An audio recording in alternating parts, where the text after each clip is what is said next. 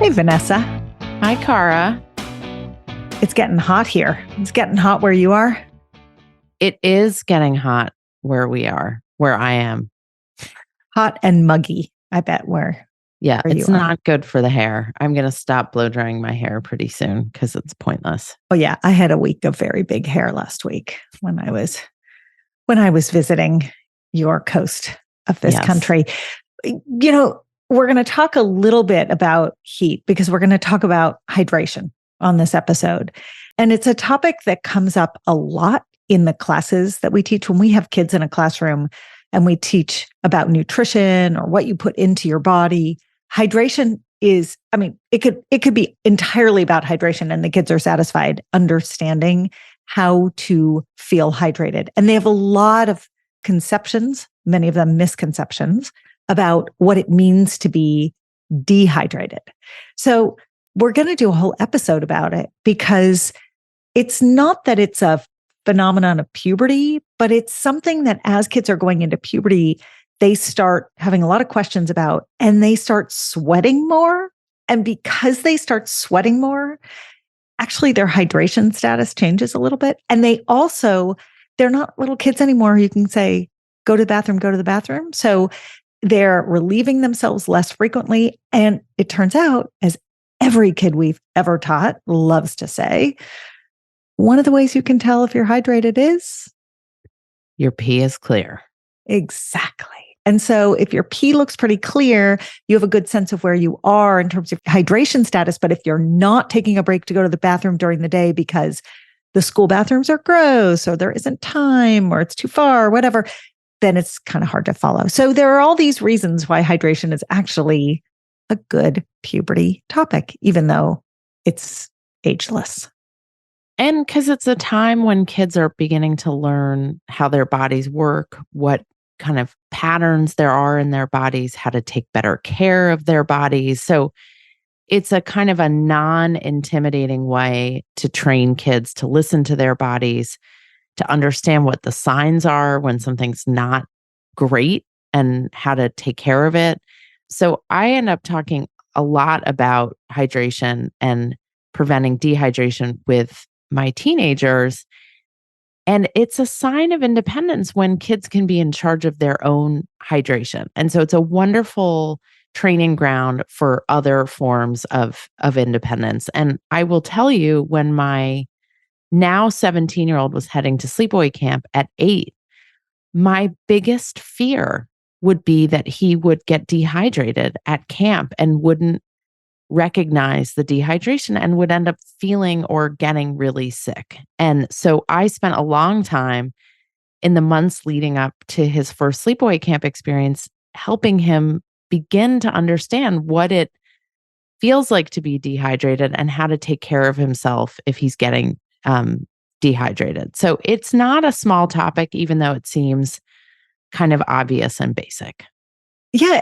And I'll give you the flip side of that coin, which is when I was in practice and taking phone calls in the middle of the night all night long, I would often get calls from parents whose kids were vomiting and had diarrhea, and the parents were really nervous that the kids were dehydrated and needed to go to the emergency room.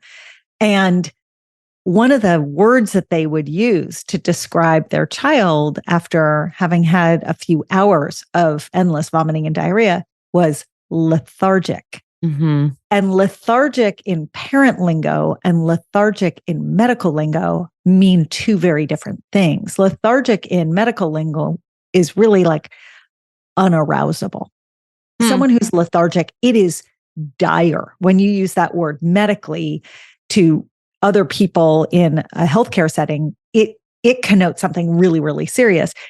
In the parenting world, it can mean anything from unarousable to he's just sort of a couch potato right now. It's just doesn't have that much energy right now. It doesn't feel great.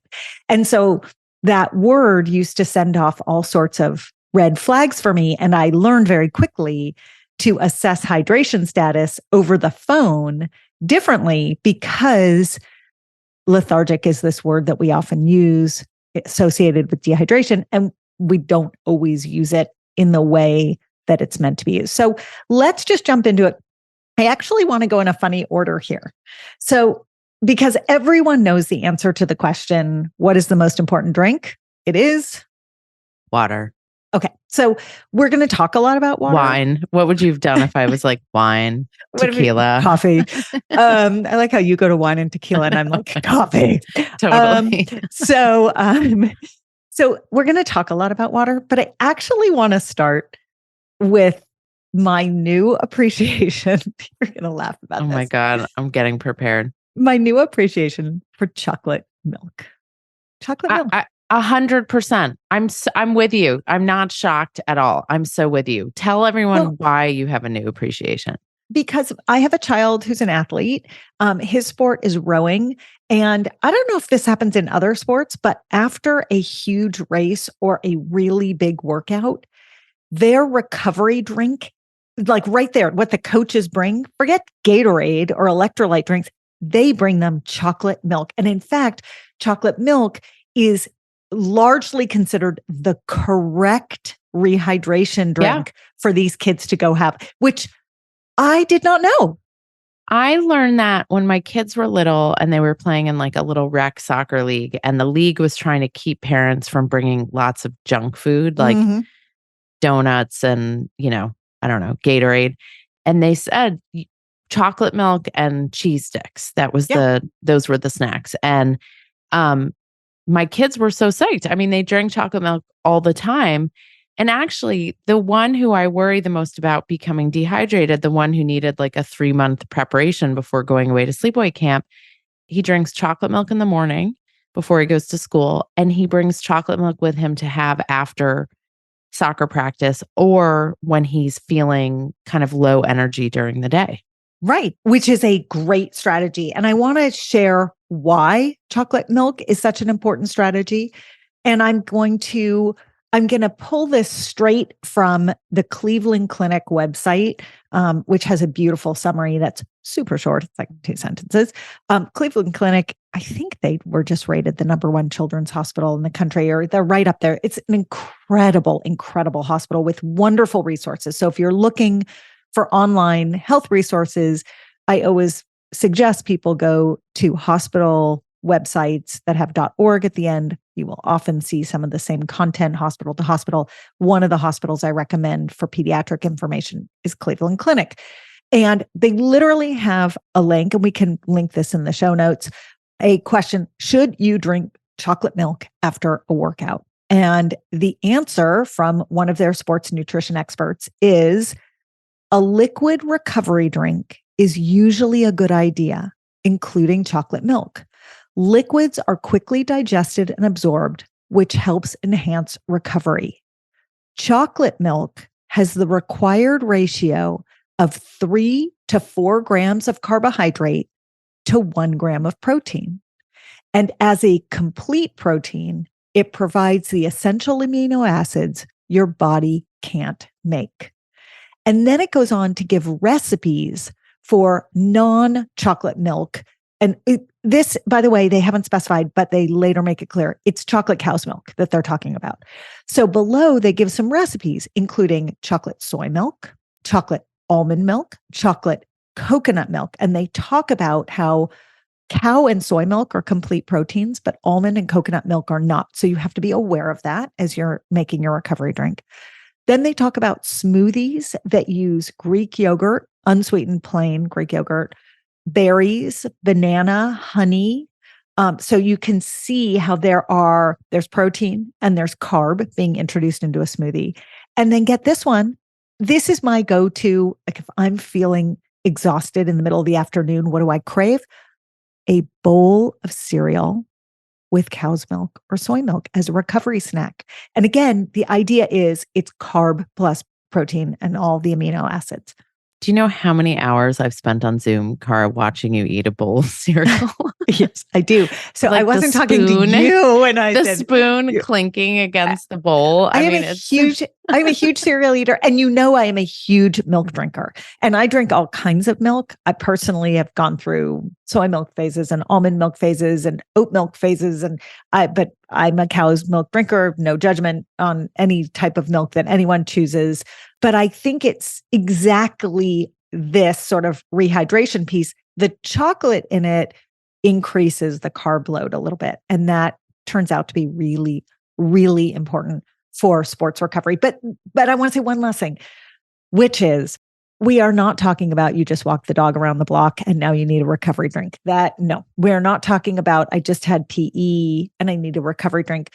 That it's fine to have chocolate milk after those things. But what we are talking about is you have an hour-long practice on a hot, sweaty day, and you are starting to lose electrolytes and you are sweating a lot. You're in a workout program and your heart rate has been up and sustained for 20, 30, 40 minutes, and you're hot and sweaty. You have a humongous pillow fight or dance party with friends and you are hot and sweaty.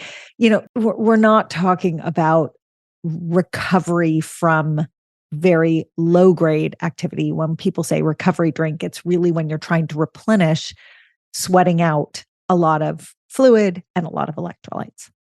And most of the time, hydration is about water or some version of water. Yes. So let's go there because for everyone and anyone, the most important drink is water. And some people, I'm not one of those people. Some people actually really don't like water. I know people who do not like drinking water, or they're very specific about the taste of the water, kids, adults. So let's start. Oh, there you go. So I'm raising my hand. I'm very specific. So how do you handle that? If water is so important, yet for some people, for whatever reason, it doesn't feel good to drink it, what do you do? I want to roll back and just say for a second, because there's going to be a question flashing through people's mind. How much water do you need? When I was growing up, which was before when you were growing up, Vanessa, when I was growing up, there was a whole movement, 8 glasses of water a day. And that turns out to be just bogus marketing. 8 glasses of water a day doesn't define how big the glasses are. And actually, when the glasses were big enough, it sent some people into water overload and they actually became water intoxicated. You have to have kidneys that work well, et cetera, et cetera, et cetera, to be able to filter large volumes of water. Other people, 8 glasses of water a day is like nothing, and they do 10 or 12 or 14.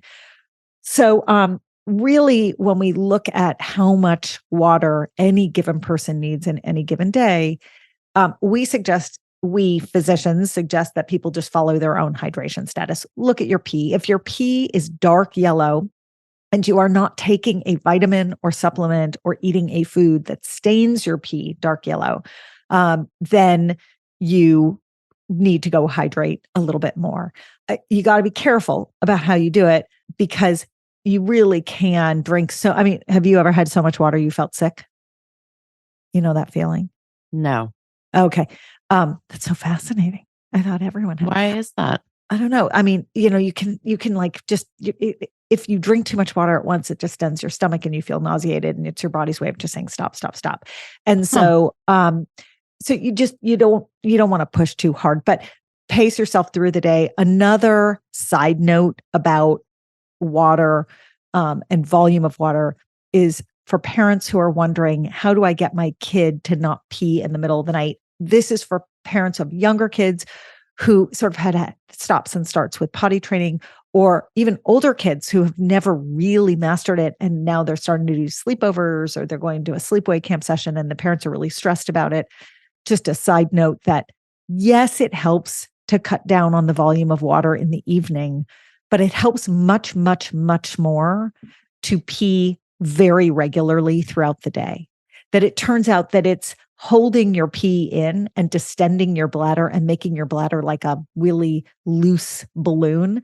That's the problem with not being able to get through the night and not sort of being potty trained, if you will. And we did a whole episode on this very topic around the topic of bedwetting and Cara, and that, which happens, by the way, through all ages, not That's just right. young children. And Cara gave her step-by-step advice about how to get into a routine that will hopefully help with bedwetting. So you can go back and listen to that very specific advice. That's right. Thank you. But so now to get to the nitty gritty of what do you do if you don't like the water? Because everyone needs water. I mean, this should be the default drink. And the answer is you got to figure it out. I mean, so for me, I have a very sensitive palate to water. sorry if I offend any listeners, but I can't drink Dasani water. I just can't. I don't like it either. It has a really strong flavor that I have to be so thirsty to drink it. And likewise, sometimes the water that comes out of a Brita filter has a certain very almost metallic kind of feel to me. And sometimes it bothers me and sometimes it doesn't. So I notice flavors, different bottled waters, and that makes sense. The bottled waters are flavored, the unflavored ones are flavored based upon where the water is being drawn from. Is it being drawn from the Swiss Alps or is it being drawn from a tap in Brooklyn? Like, I actually don't like Evian. right. Some people don't like that flavor. And also the plastic bottles. I don't know if you've noticed that water that comes out of plastic bottles can taste very different than water that comes out of glass. And that's because water, when it's transported, is heated and cooled and heated and cooled. It's in the back of a truck. It gets hot. It goes into the grocery shelf. It's refrigerated. And at each step of the way, as it heats and cools and heats and cools, when it's stored in plastic, it'll leach some of the chemicals off of it. So there are a lot of good reasons to not pick up single serve or plastic water bottles. And one of them is you're probably introducing a chemical load that you don't really want along with the water that you're drinking. Tap water is my favorite personally, because at least you know where it's coming from and you can request a report about your tap water. You can put filters into your home. There are some very sophisticated filters that you can put on the front end that filter every single water line in your house. You can also just screw in little filters onto the tap where the water comes out, and those are less sophisticated filters. You can use systems like Brita and other portable filters. But what I like about tap water is that the municipality, they have to report what's in it and they have to test the water. So I don't know what's in that jug of water that I just bought at the corner store. I don't know where it's from. I don't know whose tap it's from. I don't know if it's international, domestic, but I do know where my tap water is from. And I do know that I can see what's in it and someone's tested it. So that's why personally, I've come to love tap water because I like the knowledge of it. And for people who really don't like water, and I know some people like this, not just kids, what are good substitutes? Is sparkling water okay? Is seltzer okay? Is like, where do we fall out on juice, right? Because juice has now been demonized in our culture because of all the sugar. Like, what are good alternatives? Yeah. So long ago, I read a couple of studies about sparkling water, and what makes water have bubbles is phosphorus in the water. And if you ingest a lot of phosphorus, it'll eventually pull some of the calcium out of your bones because phosphorus likes to find calcium. And so there are old studies that showed that for people who only drank sparkling water, they ended up having less calcium in their bones. Their bones were a little demineralized.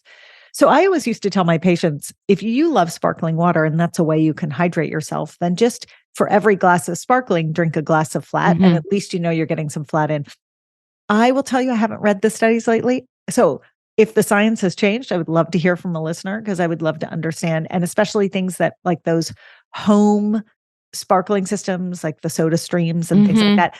You know, I'd love, there's a listener who has some information on the science behind that and whether that water is less sort of calcium leaching than other. Bring it. Like, send us the information. We would love to hear about that. Juice is a treat. It's like, you want to have a slice of cake, you want to have a cookie, you want to have a milkshake, you want to have a glass of juice. Like, I just put it in the same category. Juice with pulp is better than juice without pulp because the pulp in juice will help slow the digestion of certain minerals and vitamins. So you actually absorb more of the nutrients of what's supposed to be in the juice. If you have like just a fruit juice with no pulp, you might as well just throw a bunch of refined sugar into a glass of water and drink it, as far as I'm concerned. I mean, I just don't, yes, there's some water in there, but it's really, there's very little nutritional value in sort of a very watery fruit juice or sort of a juice box type juice. That said, you have 4 children, Vanessa. You've dealt with plenty of stomach flus in your house. And what is the absolute go-to first drink when a kid has had a lot of vomiting and a lot of diarrhea? I mean, typically apple juice. Mm-hmm. Right. Although as they've gotten older, they're kind of less willing to drink apple juice and would prefer more like a Gatorade or vitamin water. But for many, many years, it was apple juice. And it turns out, what's funny about that? It turns out that the Gatorades and vitamin waters of the world are really similar to apple juice in terms of their nutritional composition. They have a ton of sugar. Yes, they have some electrolytes. Gatorade has some sodium and potassium, and it's good. That sort of restores the fluid balance inside your blood vessels. But there's so much sugar. I once did a science project in one of my kids' classes. Maybe they're in 2nd or 3rd grade. And we made Gatorade, but we made it with sugar and sodium and potassium and food coloring. And when the kids were spooning spoonful after spoonful after spoonful of sugar into the Gatorade, that visual just blew them away. So a 20-ounce Gatorade, gosh, this was a long time ago, but I want to say it was either 7 or 9 teaspoons of sugar. It was the equivalent of it's like a can of Coke, 1.5 large Hershey bars. Ugh. So don't kid I'd take yourself. A Hershey bar any day of the week over Gatorade. So that's exactly right. So if you're making a choice and you're like, you just, did something you want to go treat yourself, you can treat yourself to a Gatorade, but that's your treat, otherwise treat yourself to the Hershey bar. So yeah, so that's the deal with juice. It's why you'll hear lots and lots of pediatricians put juice very low on the list of things we'd like to go into kids' body. They're just calorie dense and nutrient poor. So what we haven't talked about, and I'm imagining this is where you're going to go in the backwards chronology of this conversation, is why is hydration so important? Why does the body need water or fluids? What are the signs besides the color of your pee that you don't have enough fluid? Like I know in my house, the first question I ask when my kids tell me they have a headache is, how much water did you drink today? And it's normally like they think they drank a lot of water, but it's like, oh, I had 2 glasses of water at lunch. And I'm like, okay, but since then you've gone to 5 classes and played 3 hours of sports and sat on a hot bus. So I think maybe that's not enough. So headaches are a big thing. I think, Cara, also constipation. For some people, that hydration's a big issue there. Yeah. So will you talk about why it's so important? You bet. So I think everyone knows that the majority of the human body is water. Adults, it's about 60%. For little kids, for infants, it's higher. The percentage of water in the body is even higher. And you can break it down by body part, and the amount of water in each body part is different. So blood is the wateriest part of us, which sort of makes sense. It's about 83%, but it's tied with liver and kidneys, which are also extraordinarily watery. Your heart is very watery. Your brain, even your bones. Bones are like somewhere between 1/4 and 1/3 water. It's so interesting. We think of bones as just like solid and brittle, but they're not. And that makes sense, right? Because if you've ever seen sort of like a chicken bone, and I don't know if you have that thing. When I was a kid, we would always fight over the wishbone. You would have to let the wishbone dry out before it was breakable, right? My mom used to have like wishbones lined up on the windowsill in the kitchen. I was like, can we like move on this? Can we address the dry wishbones? Because like I'm starting to feel a little uncomfortable in the kitchen. No. The concept of sort of why we need water is it's really one of the primary ingredients of our body. We have energy in the form of ATP, and we have water, and there's a lot of other cellular material that makes us who we are. But we can live many, many, many days without eating, but we cannot live many, many, many days without drinking. Water is the most important basic resource that keeps our bodies going. So let's talk about those signs of dehydration so that people can use the word lethargic appropriately and help communicate better with healthcare providers, not just about children, but about themselves as time goes on. So the signs of very mild dehydration, the very beginnings of being dehydrated, you nailed it with headache. Headache is one of the very first.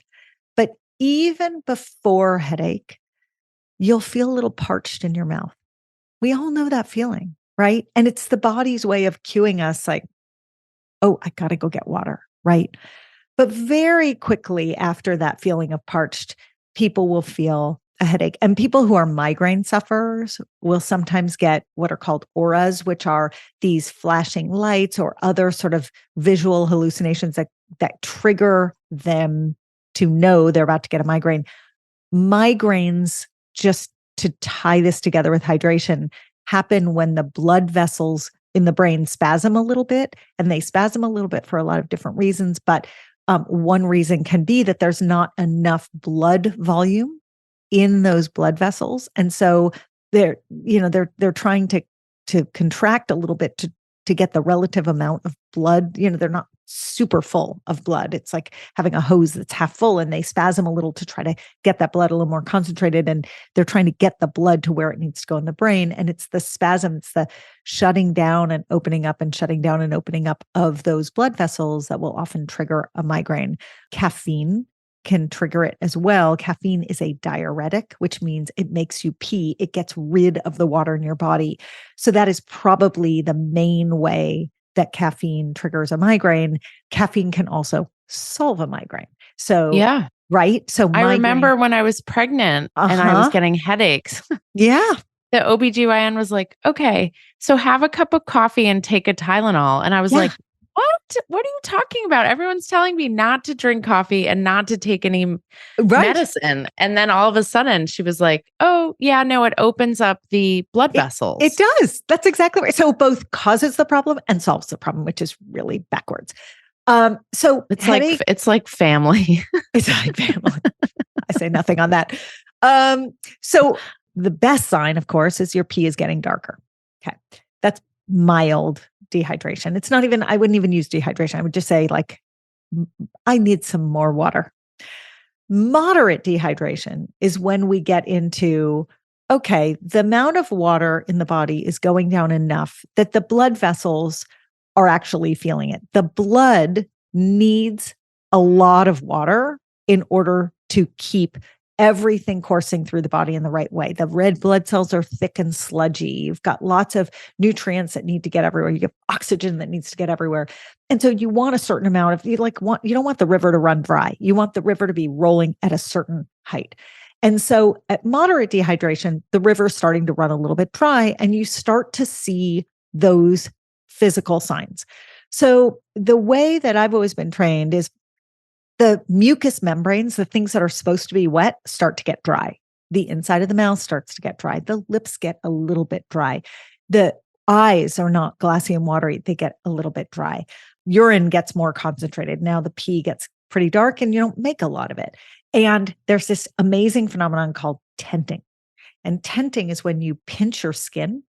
And if you pinch it right now while I'm speaking, if you're not dehydrated at all, it's very elastic. It just goes up and down really quickly.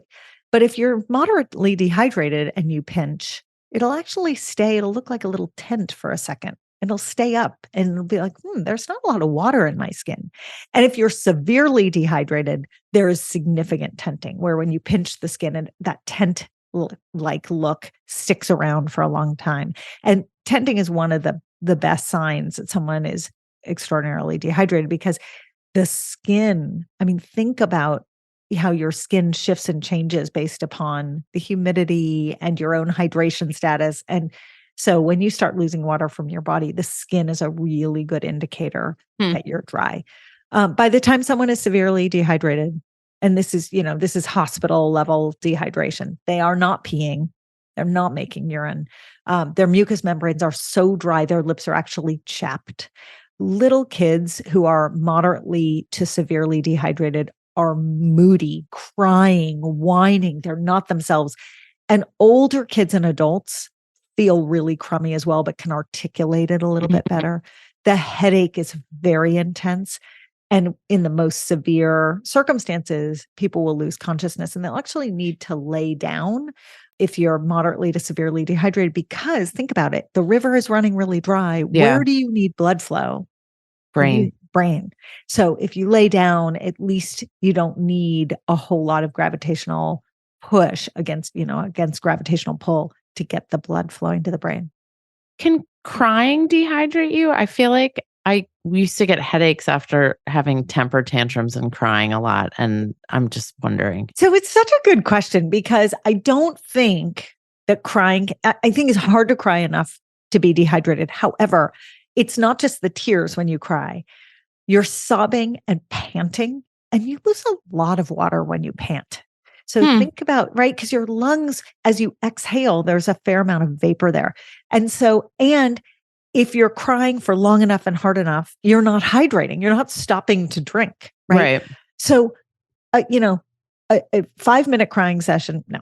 But if you've got someone who is sobbing for hours and they're not hydrating and they're panting and their heart rate is up because they're so sad, and all of these things in their body are working harder than usual, I could see a case in which you could get a little bit dry, but you'd have to be really upset, Vanessa.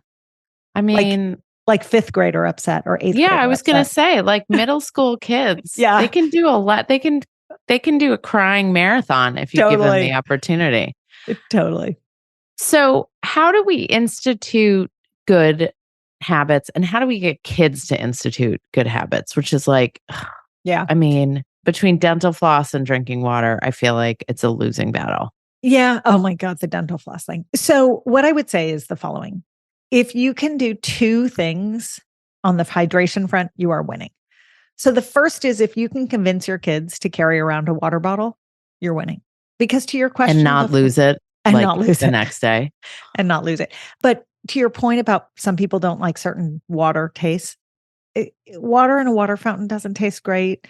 Water in the school cafeteria doesn't always taste great. So if you can send them with their own water supply, they are more likely to just sip at it during the day. And that's huge. And there are lots of different types of containers that can keep water cool or keep water warm, or soft. These like collapsible soft water bottles that feel more convenient because they're not big and clunky.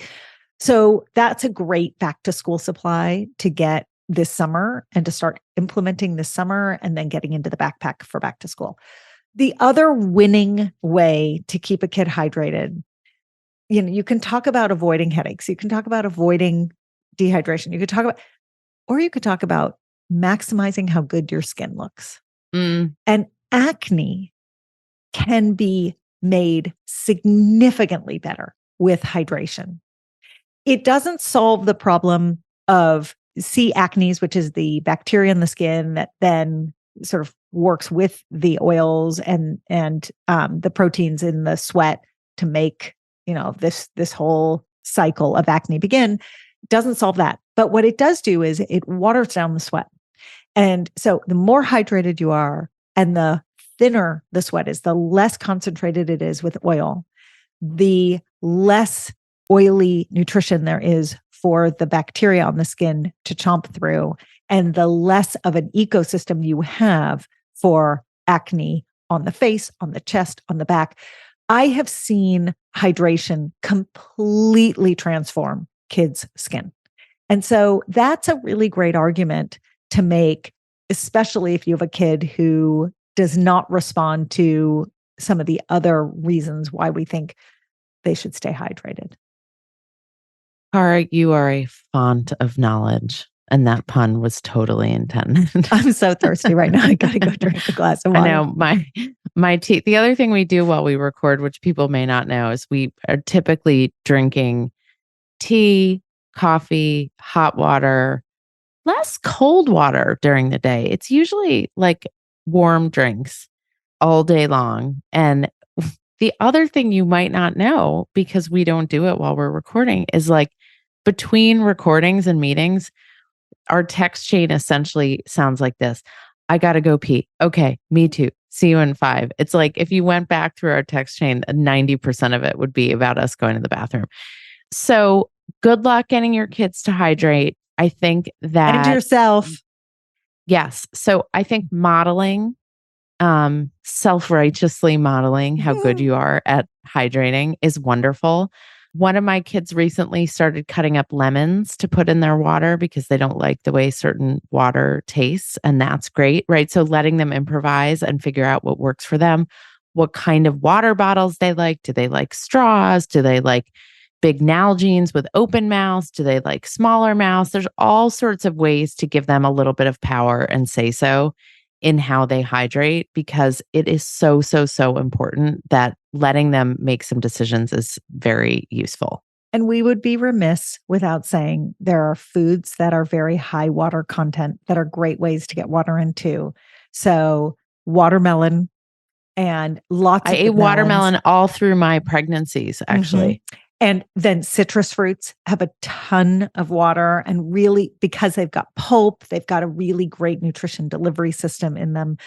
Frankly, any fruit or vegetable is going to have a fair amount of water. Cucumber is a great water vehicle. So you can start playing with learning those nutritional tricks as well. So not only can you be annoying and tell your kid to go drink some water, you can also say, well, Eat go your have a water. piece of fruit, which is like even more How to annoying be to kids. popular in your own home by Psych. Cara and Vanessa. Thanks, Cara. Bye, Vanessa.